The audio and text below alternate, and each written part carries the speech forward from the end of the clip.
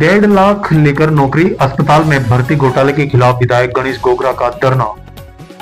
डूंगरपुर जिले के हरिदेव जोशी सामान्य राजकीय चिकित्सालय में भर्ती घोटाले का मामला गर्माता जा रहा है।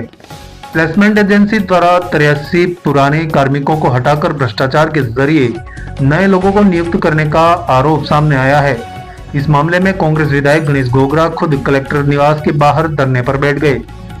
जिला मुख्यालय डूंगरपुर में उस वक्त हंगामा मच गया जब विधायक गणेश गोगरा 83 हटाए गए प्लेसमेंट कार्मिकों के साथ कलेक्टर निवास के बाहर धरने पर बैठ गए। उनका आरोप है कि अस्पताल प्रशासन और बीजेपी नेताओं की मिलीभगत से लीड प्राइवेट प्लेसमेंट एजेंसी ने प्रत्येक नियुक्ति के बदले 1 से 1.5 लाख रुपए की रिश्वत ली है। गोगरा ने बताया कि पुराने कर्मचारियों को 2.5 साल की सेवा के बाद बाहर कर दिया गया ताकि वे सरकारी नियुक्ति में बोनस अंकों से वंचित हो जाएं। वहीं दूसरी ओर मेडिकल कॉलेज प्रशासन ने एजेंसी का ठेका 2 साल के लिए चुपचाप बढ़ा दिया और बिना रजिस्ट्रेशन के नए लोगों की नियुक्ति कर दी।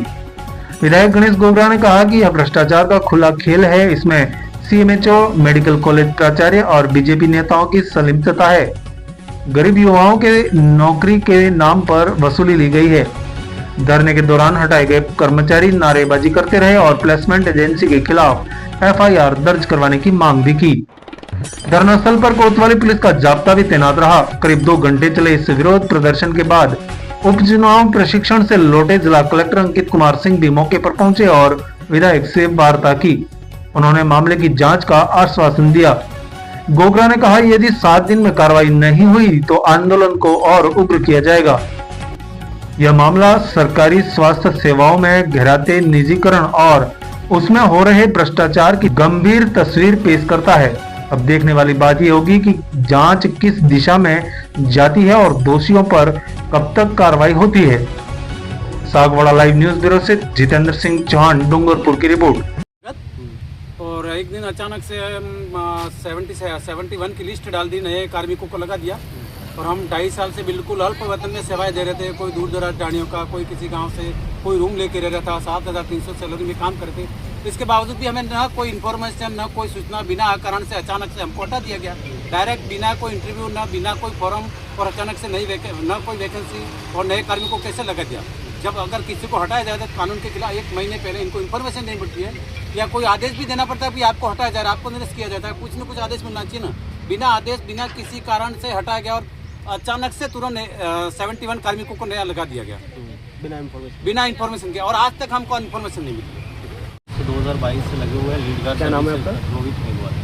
लीड गार्ड प्राइवेट लिमिटेड में अगस्त 2022 से लगे हुए हैं एजेंसी के थ्रू। सर, ये एजेंसी हर 3 महीने 6 महीने में छटनी करने का काम किया कार्मिकों के साथ, और कुछ इनके दलाल भी रहे हैं। वो दलाल 1-1 लाख रुपए लेके वो लोगों को लगाया था। इवन बांसवाड़ा के भी कुछ लोग ऐसे थे यहाँ पे, बांसवाड़ा, सिमलवाड़ा, सागवाड़ा, उन लोगों के पास दलालों के थ्रू 1-1 लाख रुपए लेके उनको लगाया और उनको 3 महीने बाद वापस उनको निकाल दिया गया।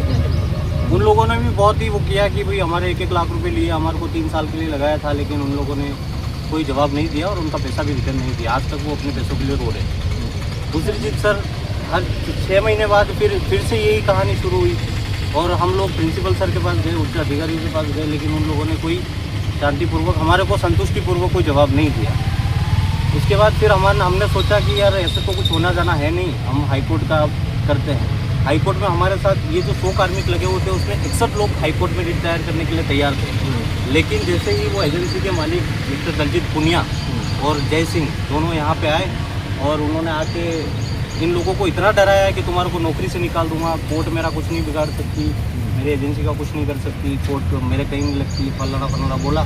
ये लोग इतना डर गए कि फाइनली 8 लोगों ने हाईकोर्ट में स्टे लिया, रिट दायर की। रिट दायर करने के बाद स्टे मिला। स्टे में लिखा हुआ था कि जब तक ये भर्ती नहीं होती है, जो फर्स्ट लेटर हुआ था संविदा रूल 2022 का, जो भर्ती होने वाली थी संविदा की, वो भर्ती नहीं होती है, तब तक इन लोगों को नहीं हटाया जाए। और ये सारी चीज़ें हुई। उसके बाद प्रिंसिपल सर, राजमेश, एजेंसी, इन सब के पास हमने एक कॉपी सबको भेज दिया हाईकोर्ट की। उसके बाद एक जो स्टे लेकर बैठा हुआ था, दीक्षांत जैन करके बंदा है, उस बंदे को निकाल दिया। उसके लिए हम प्रिंसिपल सर के पास गए। प्रिंसिपल सर ने वहाँ से एक लेटर जारी किया एजेंसी के लिए कि एजेंसी को बोला गया कि इसको तुरंत प्रभाव से वापस ज्वाइन कराया जाए और कार्यालय में सूचित किया जाए। लेकिन एजेंसी ने अपनी मनमानी करते हुए उसके आदेश की पालना नहीं की, ना तो हाईकोर्ट के स्टे की पालना की और ना ही प्रिंसिपल की आदेश की पालना की, और उस बंदे को वापस ज्वाइन नहीं कराया। फिर 8-10 महीने बाद एक और स्टे लिया हुआ बंदा था, उसको फिर निकाल दिया। उसको लेके हम प्रिंसिपल सर के पास गए। प्रिंसिपल सर ने हाथ झटक दिए कि इसमें मेरा कोई रोल नहीं है और आप जाइए एजेंसी वाले से बात करिए, एजेंसी वाला करेगा जो करना है वो। तो उस चीज़ को लेके हम कलेक्टर साहब के पास भी आए थे। कलेक्टर साहब को भी एप्लीकेशन दी। कलेक्टर साहब ने भी हमको संतुष्ट नहीं किया। उन्होंने तो उनका भी यही जवाब था कि प्राइवेट एजेंसी है और प्राइवेट एजेंसी वो तो किसी भी कार्मिक को ले सकती है, किसी भी कार्मिक को निकाल सकती है। ये तो एजेंसी की एक तरह से तानाशाही हो गई, मनमानी हो गई, शोषण हो गया, कार्मिकों के साथ साथ शोषण करने का काम हो गया। और 1 साल बाद आज 3 तारीख को इन्होंने एक सूची जारी की जिसमें 71 लोगों की सूची जारी हुई, जिसके अंदर कम से कम 7 लोग जो पुराने थे उनको रखा गया और बाकी के जो थे वो सारे नए, जिसका ना तो कोई फॉर्म भरा गया और न ही कोई इंटरव्यू हुआ, न ही कोई स्क्रीनिंग हुई, न कुछ नहीं, सीधी उनको ज्वाइनिंग देते हुई। और हम 73 लोगों के साइन उस समय भी हो रहे थे जब उनकी ज्वाइनिंग होगी। वो सारे लोग वार्ड में चले गए, तब भी वहाँ का प्रशासन, हॉस्पिटल प्रशासन, हमारे वो रजिस्टर में जो साइन होते हैं पर डे के, वो साइन हम आज तक कर रहे थे। आज मॉर्निंग में जब हम गए तो वहाँ पे एक, मैं आपको प्रोवाइड करवा दूँगा, उस रजिस्टर का फ़ोटो लिया हुआ है, उसके ऊपर कुछ डिसकंटिन्यूएशन करके कुछ लिखा हुआ था, तो हम लोग साइन नहीं किया। और इस चीज़ को लेके हम कलेक्टर साहब के पास आए हैं और हमारी सुनवाई की जाए। और हमारी एक ही मांग है कि ये भ्रष्टाचार से लिप्त जो एजेंसी है तो उसकी न्यायिक जाँच की जाए। 2-2.5 साल से नर्सिंग कर्मी प्लेसमेंट एजेंसी के माध्यम से हरिदेव जोशी सामान्य अस्पताल हॉस्पिटल डूंगरपुर में लगे हुए थे। इन कार्मिकों को अभी पता लगा कल परसों कि हमको निकाला जा रहा है और दूसरे को नए को ज्वाइनिंग दी जा रही है। जब ये मेरे पास आए अभी आपके सामने ही आए, तो हमारे साथ अन्याय हो रहा है और जो बीजेपी के कुछ नेता हैं और ये अपने हॉस्पिटल का जो स्टाफ और जो अधिकारी जो भी हैं, तो इन्होंने 1.5 लाख रुपए लेके जो नए नर्सिंग कर्मी लगे उनको लगाया गया और हमको निकाल दिया गया। कुछ बच्चियां तो मेरे सामने रो भी गई।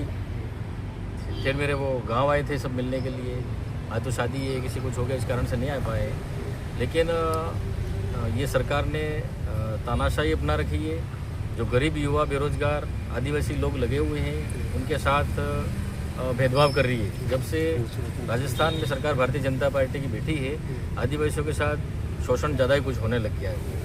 तो आज इनके जो नेता हैं और प्लेसमेंट एजेंसी का जो भी है ठेकेदार जो भी है, उसने और कॉलेज प्रिंसिपल ने, CMHO ने, इन सब ने मिलकर जो 71 पोस्टें सरकार ने निकाली थी UTB के नाम से, उस UTB के नाम से उन्होंने अवैध वसूली कर ली, चौथ वसूली कर ली।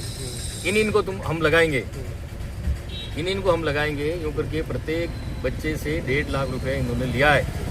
इन्होंने 1.5 लाख रुपया नहीं दिया, इसलिए इनको निकाला गया। और ये अप्रैल में ये लीड का जो टेंडर है वो ख़त्म है, उसके बाद भी वापस इसको दिया जाता है। मतलब कॉलेज प्रिंसिपल का पूरा हाथ है इसमें। CMHO, कॉलेज प्रिंसिपल और बीजेपी के कुछ नेता हैं, इन्होंने सेटिंग कर दी है कि ये कांग्रेस राज में लगे थे, इसलिए इनको निकाल दो।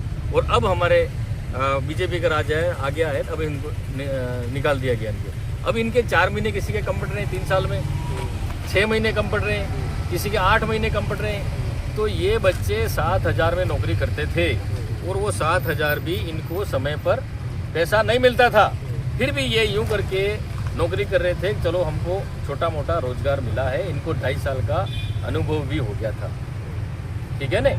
तो अनुभव भी हो गया था और ये चाह रहे थे कि हमारे 3 साल पूरे हो जाएं तो हमको बोनस अंक 30% मिलेगा।